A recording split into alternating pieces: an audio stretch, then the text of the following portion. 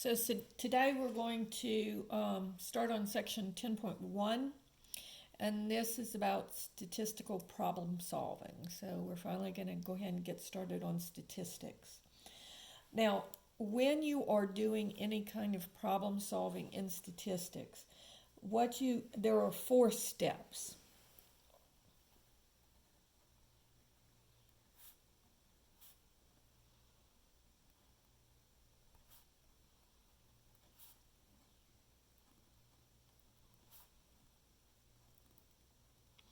Now, the first step is to formulate a question.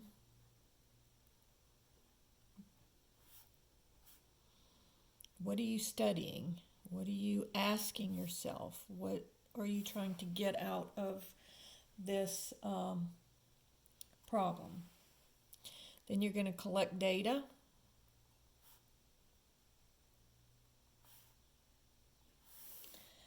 And then you're going to organize and display the data.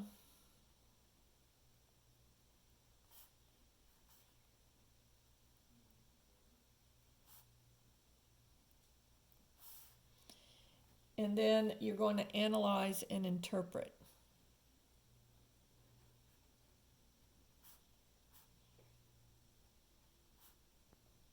The data.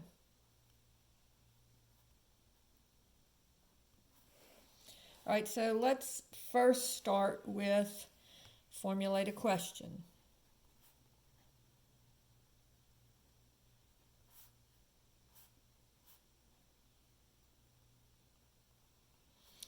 All right, so in the book they said, what question could you come up with by looking at an elementary school playground? And some of the answers were how many kids are playing on what equipment? So let's say that your school has some money and they want to buy some new playground equipment. Well, we would want to see, well, what equipment are the kids using now before we might want to get something brand new, or we might want to just replace old stuff. Okay. You might look at how many kids are punished, which is a reality in elementary school playgrounds. And, so you may want to revisit things like if there are too many kids that are out there being punished, you may want to, to talk to the teachers and find out why so many kids are out there being punished and that sort of thing. Or you may see how many kids are not participating in any activity and just kind of walking around and being by themselves. And that might be something that you want to do to help those kids to socialize better.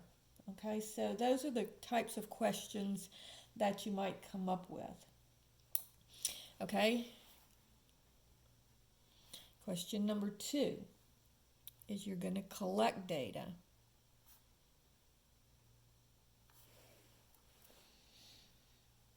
So when you're collecting data, there are 2 questions that you have to ask yourself. What data are you going to collect, and how are you going to collect it? And there's different ways to collect it. You can do it through observations. You can do it through surveys.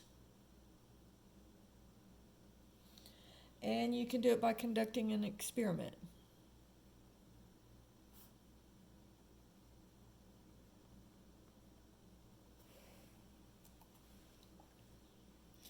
Now, when you're collecting data, the population,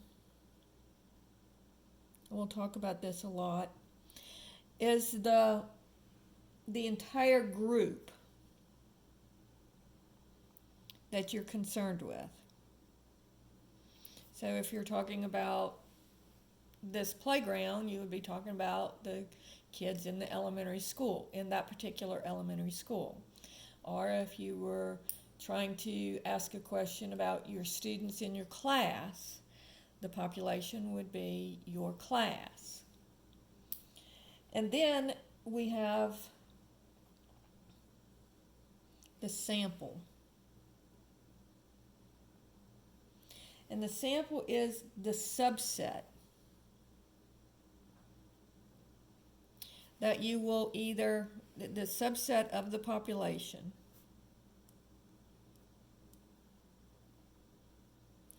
that you will either observe or take surveys from, or that you would conduct the experiment on.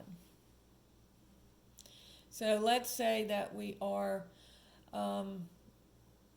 trying to find out how many kids, what kind of playground equipment. Let's go back to the playground equipment.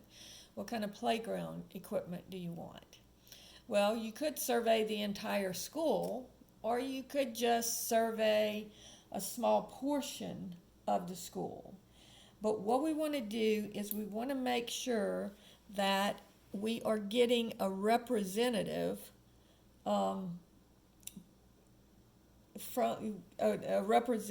sample from the population. So in other words, let's look at a couple of examples here.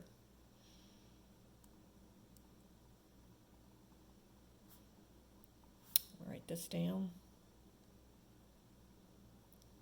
So your sample should be representative of your population. And when we're looking at this, going back to the playground. So let's say we wanted to know what kind of playground equipment we wanted to buy for the school.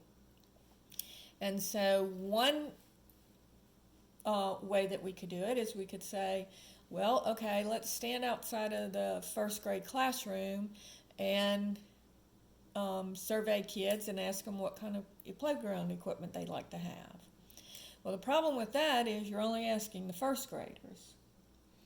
Another option would be to set up a table in the cafeteria and offer candy to the students who fill out the survey.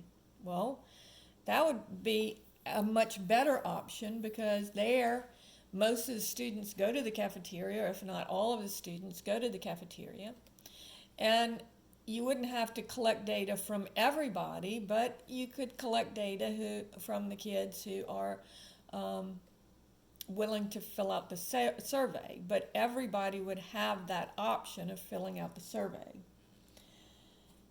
And another option would be that you could go to the playground and ask students who are standing near the swings what kind of playground equipment that they would want. Now, the problem here is that if you're getting the kids that are standing near the swings, more than likely they like the swings and they're waiting their turn to get on the swings, so of course they're going to say that they would want swings. And so here the second option would be the best option of the three because you're including everyone or giving everyone the opportunity to answer the survey.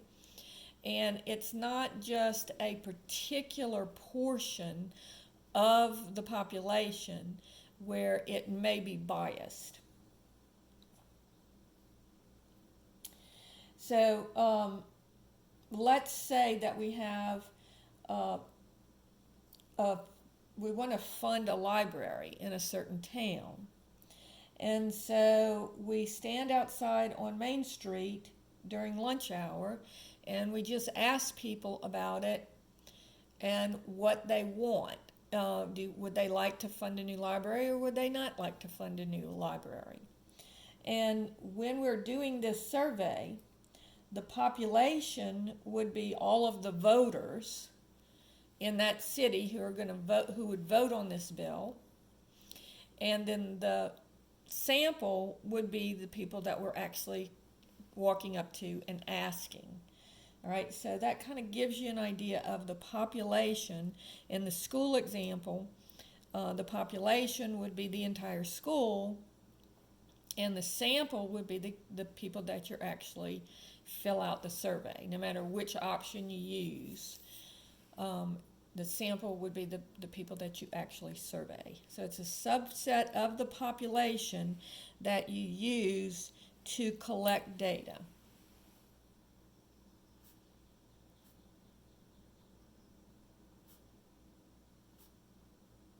whether it be a survey or observation or by conducting an experiment.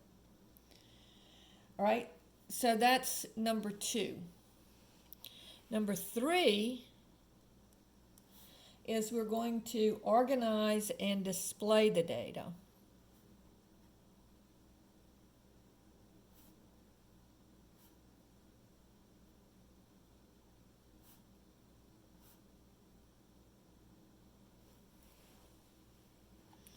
Now let me give you an example of what raw data looks like.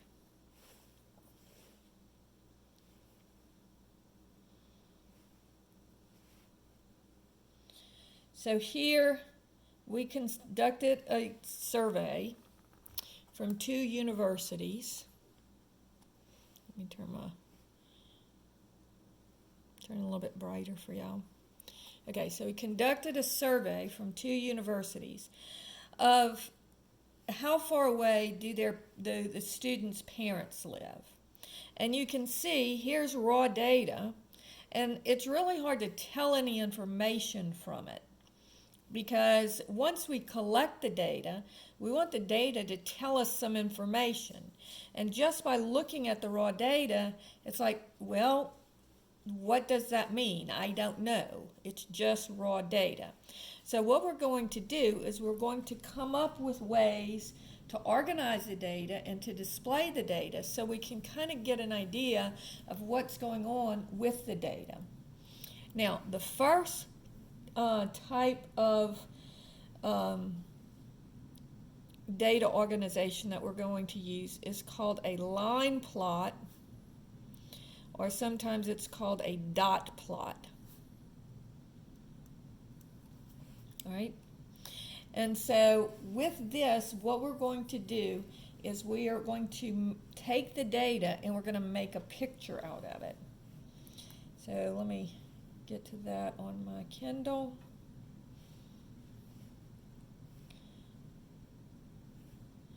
All right, so here is the raw data that we have.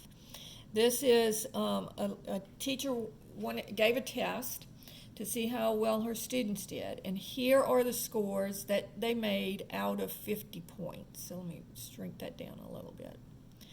So what we're going to do is we're going to look at the frequency and versus the test scores. Now, I'm going to show you what they came up with, but I'm going to show you how to do it too. 10, 15, 20, 5, 10, 15, 20, 25, 30, 35, 40, 45, 50. All right, so here we're going to look at our scores that's in our raw data, and we're going to get a picture of it. So first score is a 6. So this is 5, 10, 15, 20. And of course, you would want to put the other little tick marks in between. I'm not going to take the time to do that. All right, so the first one is a 6. So I'm going to put a little dot, or I like to use little crosses where 6 is. Then the next one is a 9. So I'll put a dot or a little cross there. And then the next data point is 11. And then we have 14. And then we have a 16. And notice at least this data is in order, so that's a good thing. Then we have 17, and then 18, and then 21, and then we have 22, 1, 2, 3, 4 times.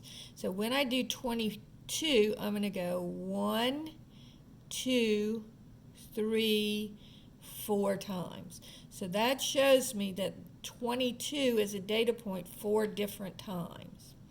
So now let me I'm not going to finish this up and do all of them because you kind of get the idea of how we do this now. But now let's look at that data and see what it looks like in a line plot. All right? And so now, and notice the side is the frequency. That means how many times did that data point occur.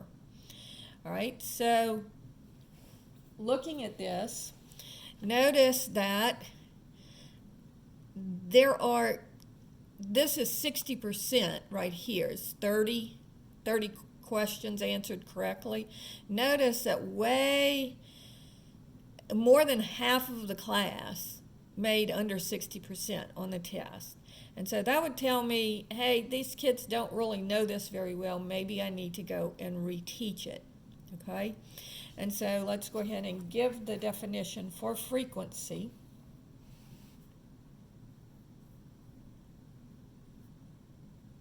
And so that would be what this survey, this would be an experiment in statistics where you give the test. That's how you're conducting the question is, do they know this material? And the answer here, I think, would be the majority of them do not. So the question is, do they know the material? So you made out a test, you gave it to them, you collected the data, and then you used the line plot to organize it, and then you're going to analyze and interpret the data. So, you may look at, well, first let's define frequency. So the frequency is the number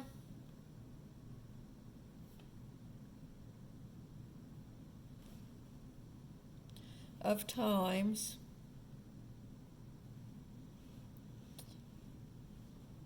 a value occurs in a collection of data.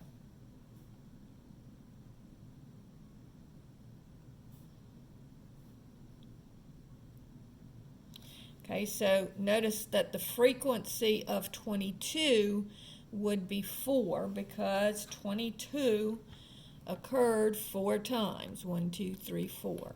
And you can see that in your line plot very easily. And so when we analyze and interpret this data, we're going to look at our line plot because it makes much more sense than just looking at the raw data, even though the raw data is at least in numerical order. Just think about when you look at your grade book and all the scores are all mixed up. It's really hard to interpret that data. Okay? And so, we've noticed that things that we might notice is there are 1, 2, 3, 4, 5 different scores that occurred more than once. Notice that 21 is the score that occurred the most, and that's less than half of the points on the test. So I would say that this teacher has been successful in doing the statistical analysis, but I think she needs to go back and re-go over this information because the students don't really know that. So I'm going to stop the video here and start another video because I'm about to run out of time. My phone only gives me a 23-minute limit. So I'm going to stop now.